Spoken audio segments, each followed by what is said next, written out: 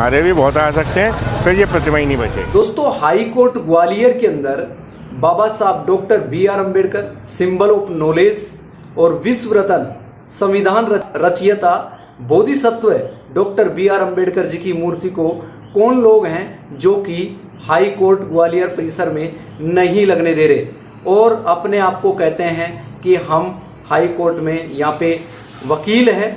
और ये वो लोग हैं जो मनुवादी मानसिकता के पोषक है, अनिल मिश्रा और पवन पाठक।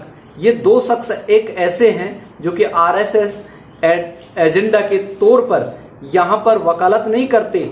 ये केवल मात्र ये वो लोग हैं जो कि सरेआम पूरे भारत के अंदर आज वर्ल्ड में अगर देखें तो कोई उत्तरी कोरिया के लोग हैं ना बाबा साहब का विरोध नहीं कर रहे, अमेरिका के लोग विरोध नहीं कर रहे, जापान के लोग विरोध नहीं कर रहे, लेकिन एक तथाकथित जो हिंदू कहे जाने वाले लोग जो कि ब्राह्मण का चोला पहनकर और अपने आप को हिंदू ना कहकर SC ST OBC जो भारत के लोग हैं उनको हिंदू और मुस्लिम के नाम पर लड़ाने वाले ये लोग हैं जो कि हिंदू राष्ट्र के नाम पर ब्राह्मण राष्ट्र स्थापित करके और इनको वापस पुनः जो स्थिति थी उसी स्थिति में ले जाने का ये सरेआम काम कर रहे हैं। इनके ऊपर रासुका लगनी चाहिए और ये वह आतंकवादी हैं जो दूसरे को आतंकवाद की संज्ञा देते हैं। दोस्तों, एक बात बताइए मुझे जो बाबा साहब की धूल के बराबर नहीं है। तो दोस्तों, मैं आपको ये बताना चाहूंगा, बाबा साहब ने 32 डिग्रियों में जो आपको PhD के बारे में बात करूं तो दोस्तों 2 डिग्रियां लेना मुश्किल हो जाता है, लेकिन बाबा साहब 32 डिग्रियां लेकर पूरे वर्ल्ड में वह मुकाम हासिल किया था।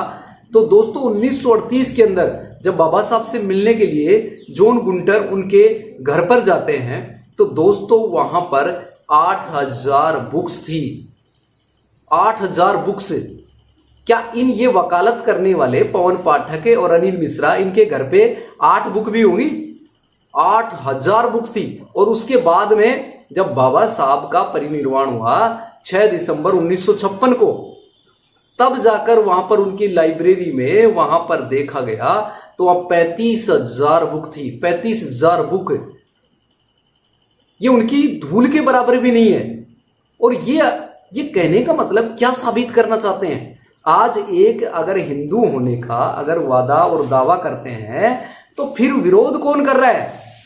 Doctor B R. अम्बेडकर जी का विरोध कौन कर रहा है? ये समझिए आप, क्योंकि यहां पर दोहरी मानसिकता है। एक विषमता परिस्थितियों को जन्म देती है और एक समता मूलक समाज का निर्माण करती है। तो दोस्तों इसीलिए संत रविदास महाराज ने ये बात क्यों कहा, ऐसा चाहूं राज में जहां मिले सबन को अन्न और छोट बड़े सब सम बसे रविदास रहे प्रसन्न। तो ये संविधान विधान नहीं दोस्तों, ये समान रूप से सभी को, महिलाओं चाहे पुरुष हो, फंडामेंटल राइट्स देता है। और ये आपको वह आज़ादी देता है, बोलने की आज़ादी देता है। आप जिस जगह जहां खाना चाहें रह सकते हैं। इस तरीके की सारी चीज़ें आपको संविधान के अंदर, आपको मूल कर्तव्य, आपके मूल दायित्व, जो सारी चीज़ें हैं, यह हम वी द पीपल, हम भारत के लोग, इसका मतलब I am first and last Indian. दोस्तों, मैं भारत का नागरिक हूँ, भारतीय हूँ, ना मैं हिंदू हूँ, मुस्लिम हूँ, सिख हूँ, ईसाई हूँ। सबसे पहले आई एम फर्स्ट भारतीय, मस्ट भारतीय। लेकिन ये भारतीय तो छोड़ो, यहाँ पर जाति और धर्म के नाम पर पूरा का पूरा लड़ाई और झगड़ा कराया जाता है। थोड़ी देर के लिए इस देश से मुसलमान, हिंदू मुसलमान शब्द को थोड़ी देर के लिए अलग कर दें तो इनका ये हिंदू का राग अलापने वाले लोग हैं, ये ऑटोमेटिकली खत्म हो जाएंगे। इसका मतलब ये SC ST OBC की बहन बेटियों के साथ आज इस तरीके की वारदात हो रही है ताकि उनको न्याय नहीं मिल रहा और सरेआम ये सारी चीजें हो रही। आज ये खुलकर डॉक्टर बी.आर. अम्बेडकर जी का, जहां से कानून की जो किताब है, जो कानून की जो गंगा, ज्ञान की गंगा निकल रही है, उस गंगा को निकालने वाले डॉक्टर बी.आर. अम्बेडकर जी, आपको राइट्स देने वाले।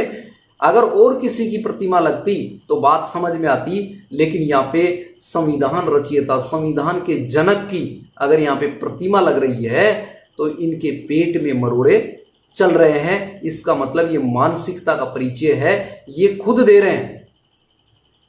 और इन दोनों लोगों के ऊपर अब कार्रवाई कैसे करेंगे, किस तरीके से करेंगे, आप मुझे बताइए। एक बार तो इनको सुनिए, ये जो पवन पाठक है ये क्या कह रहे हैं, एक बार सुनिए ये क्या कह रहे हैं।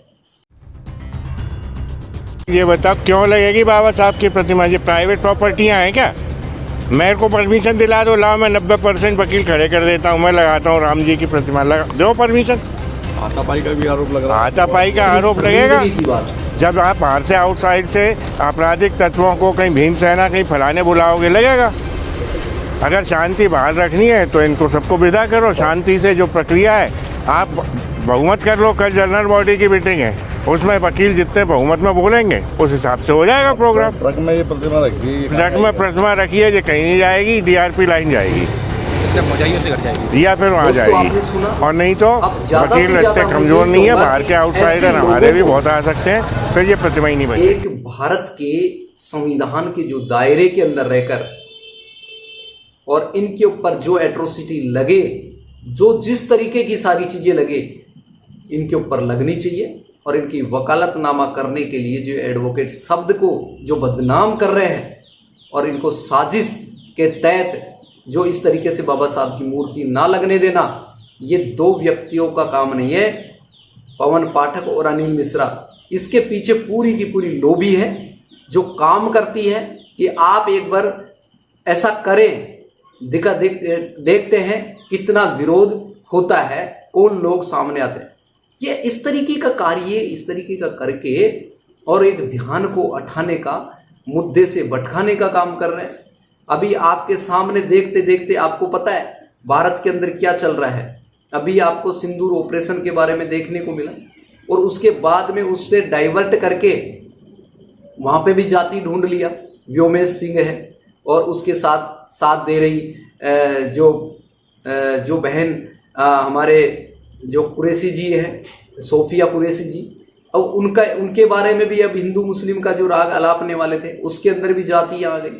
और इस तरीके की जो संकीर्ण मानसिकता का जो परिचय दे रहे ये लोग, एकदम खतरनाक है भारत के अंदर। और इसी को देखते देखते आपको वहाँ पे जो बोध गया है 12 तारीख को जो पूर्णिमा थी, बुद्ध पूर्णिमा थी, वहीं पे वीणाचार्य जी को वहाँ से हटाया गया।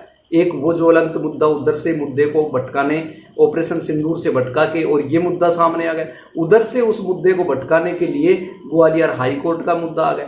तो दोस्तों, आप रोजी रोटी रोजगार की बात ना करें और ये धर्म की चाशनी में आप लोगों को लपेट कर और आपके हमेशा हमेशा के लिए वो सारे राइट्स खत्म करने के लिए ये काम कर रहे हैं। अगर डॉक्टर BR अम्बेडकर जी वो शख्स नहीं रहेंगे तो संविधान नहीं रहेगा, संविधान नहीं रहेगा तो आपके सारे राइट्स खत्म हो जाएंगे और आपको उसी स्थिति में भेजने का ये वो काम कर रहे हैं। लेकिन उस टाइम अज्ञानता थी, हमारे पूर्वज पढ़े लिखे नहीं थे, इसके कारण से सारी चीज़ें इस तरीके का ये काम कर रहे थे ताकि इन्होंने शिक्षा से वंचित कर दिया। आज शिक्षा हमारे को मिली है तो दोस्तों ये वो काम कर रहे हैं 21वीं सदी में कि ताकि इनको वापस गुलाम बनाया जाए, इनको मनुस्मृति के राज के अकॉर्डिंग फिर से चलाया जाए। क्या ये संभव है? इनको पता नहीं कि भीमा कोरेगांव क्या होता है, लेकिन समझने के लिए और समझाने के लिए यही काफ़ी नहीं होगा। लेकिन बाबा साहब के विचारधारा पर आपको चलना पड़ेगा।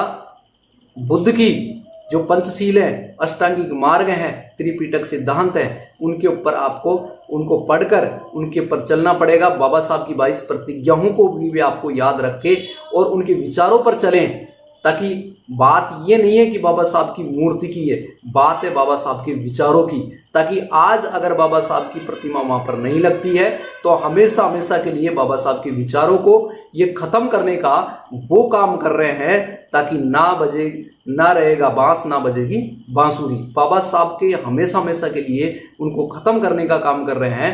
तो दोस्तों, आज SC ST OBC जो भारत का मूल निवासी है वो कर क्या रहा है, वो उसने कहाँ तक अपनी पहचान बनाई है। लेकिन आज ये पूरी की पूरी राजनीतिकरण हो रहा है देश के अंदर। RSS के लॉबी के लोग हर जगह पर ये बैठे हुए हैं और ये संकीर्ण मानसिकता का परिचय दे रहे हैं। तो दोस्तों, आप वीडियो देखकर आपको कैसा लगा कि हाई कोर्ट जो ग्वालियर है उसके अंदर बाबा साहब की प्रतिमा लगनी चाहिए कि नहीं लगनी चाहिए, आप कमेंट बॉक्स में अपनी प्रतिक्रिया दें और ज़्यादा से ज़्यादा इस वीडियो को कैरी फॉरवर्ड करें कि आप अपनी विचारधारा बाबा साहब की विचारधारा से कितनी मेल खाती है। फिर मैं मिलूंगा लेटेस्ट न्यू वीडियो में न्यू इन्फॉर्मेशन के साथ। Thank you so much. Okay bye. जय भीम, नमो बुद्धाय। शुक्रिया।